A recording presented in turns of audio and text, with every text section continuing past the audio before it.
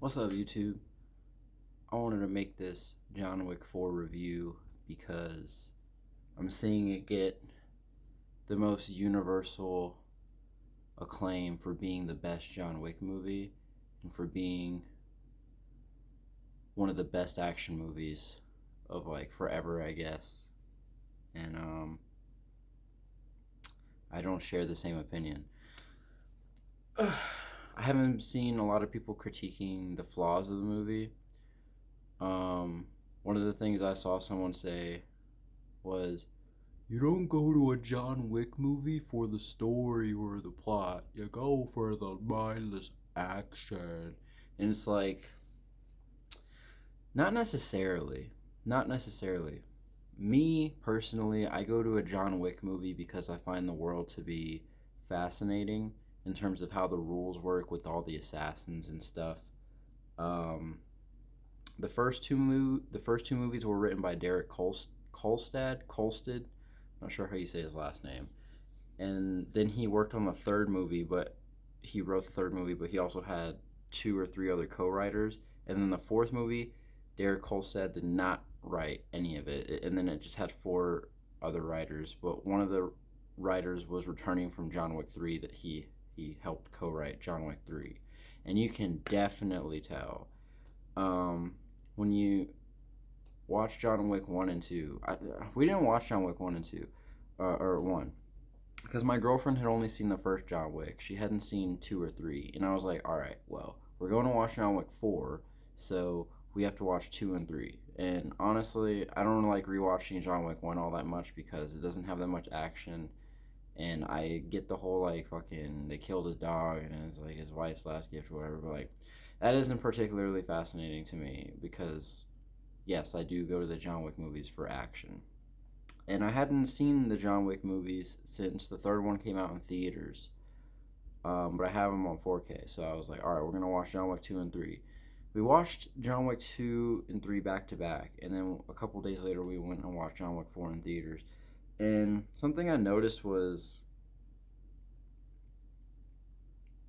the action kind of like the pacing differs. I feel like 2 probably has the best pace. Like I said, I hadn't rewatched John Wick 1 in years, so I'm not going to comment that much on John Wick 1.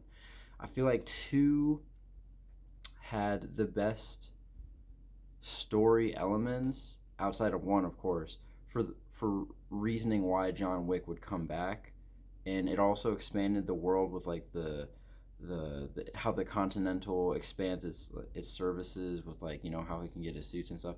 That was fascinating, and then the villain was very intriguing too. He's a famous Italian actor. They had play him. I can't remember his name.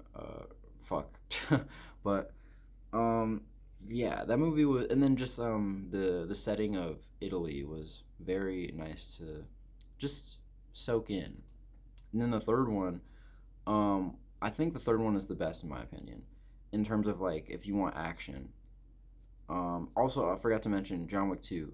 It has really good pacing with the slow moments with the action moments. John Wick 3 has way more action moments and they're extended. There is moments with the action that kind of just like, but they don't overstay their welcome. And then I like the elements that they introduce with the world building, with like the high table and the adjudicator, and then the people with the fucking Ninja Turtle suits, the bulletproof fucking suits or whatever. That's cool. And then we get to John Wick 4. By John Wick 4, I had such high expectations because John Wick 3, it like it left me with such high hopes. I was like, oh my god, there's so many places, there's so many ways it can go with this. Is he gonna go after the high table? And then John Wick 4, he just goes after the one dude that they introduced in the third movie, and then killing him doesn't really make a difference, but he kills him anyways, and we're just like, okay, whatever. Because John Wick 3 is the only movie that starts off with, well, no, John Wick 2 as well. But John Wick 3's action is crazy. He's killing people with books, he's killing people with horses. John Wick 2 and 3 start off the same way in the sense that it's action, action, and then story, story, action, story, action. The way it's paced is very, it feels more cohesive. And then John Wick 4, it's like story plot, story plot, long action fucking sequence, Jesus fucking Christ, and then story plot, and then honestly, there's not a whole. I can't remember how this movie was fucking paced. The pacing is fucking awful in John Wick 4. God damn it. Oh god, it was awful. Um, the fucking Osaka Continental. I get that they were building to this long action sequence, but there was just way too much fucking going on, and then it didn't help. Honestly, my viewing experience was pretty shit because the cinema that we seen it in, the projector was so fucking dim.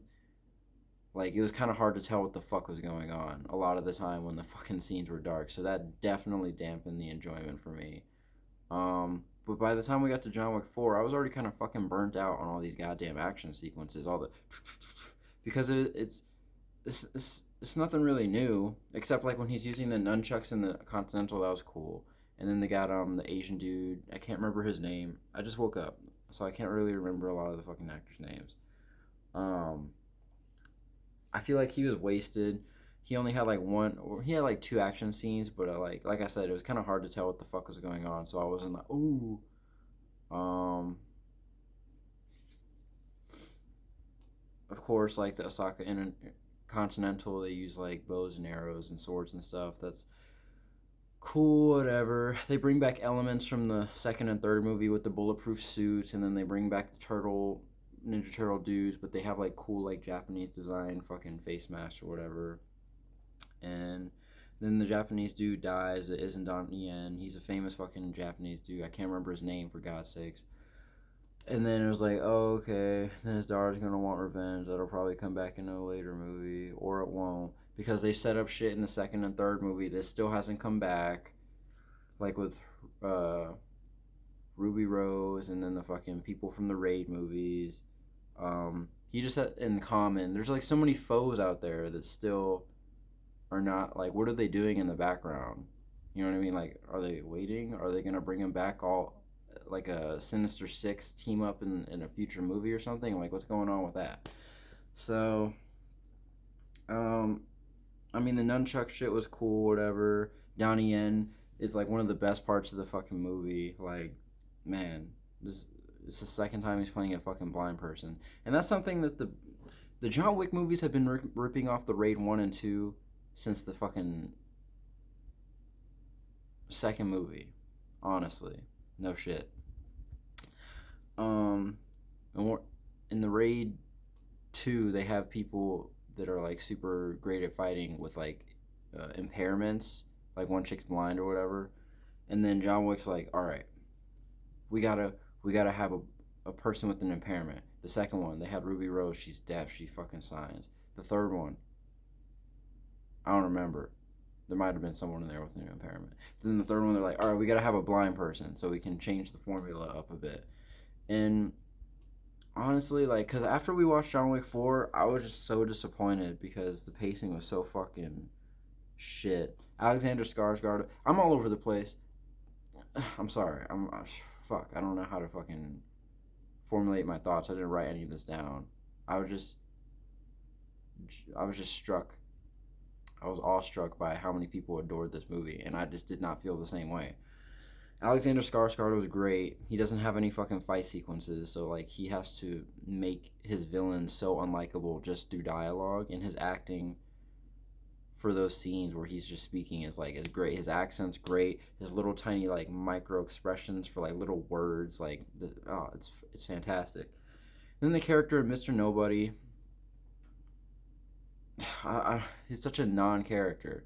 Like it's fucking weird. Like so many of the characters are like superficial, and we've seen so many of them throughout the movies. You got to give some of them more depth. Like the whole point of his character is like, all right, he wants money. That's all he wants is money.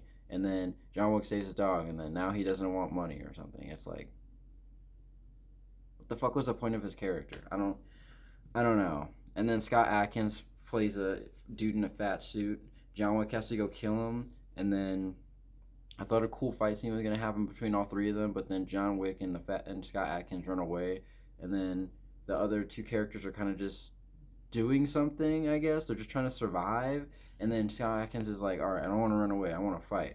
And then John Wick gets bested, even though he's like super overpowered at this point.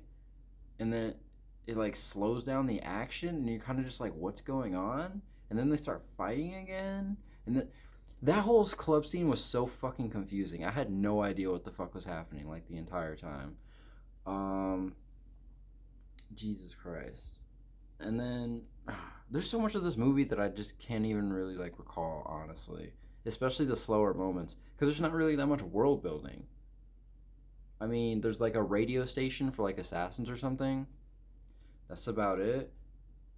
Honestly, the best scene of this movie was the dragon breath round scene, because it's literally like live action Hotline Miami.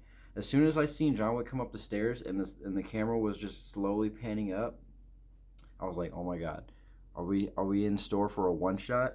And it kept fucking going, and then it tilted inverted, and I'm like, oh my god, we're getting a Hotline Miami like live action. This is, and then you just, oh dude, that was the best. That was the best scene of the whole movie. Like goddamn, there's so much needless fucking action in this movie, and oh, that's all people go for a John Wick movie. But it's like no, like I said, I want some more world building.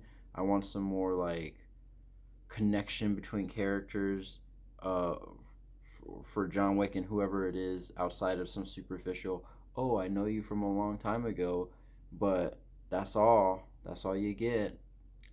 Oh, I saved you a long time ago. That's all you get. It's like, God, it's so fucking boring at this point. I need something more. You can't keep doing the same thing over and over and over and over again. Jesus Christ. The fucking runtime is ridiculous. And then by the time he gets to the stairs, he fucking jumps out the building and then fucking lands on a car. He's just like, okay, time to go up these stairs. It's like, my suspension of disbelief was broken at this point. The third one, there's it was over the top, but it was still like, oh, this is obviously hyper realistic. The fourth one was like, no, he's superhuman, and I'm just like, it made it so hard to even like care. Like I get it, he's badass, like whatever, but I don't know. I don't know. And then he like gets knocked down the stairs, and then it made it seem like he was out of time, but then he had to go back up the stairs with Donnie Yen. Then he gets saved by the dude with the dog, and then it's like whatever. And then the fucking duel was stupid. I thought it was gonna be some sort of clever ending, but it's like no, he just didn't shoot his pistol, and then Alexander Skarsgård just walks up and then gets shot in the face. I was like,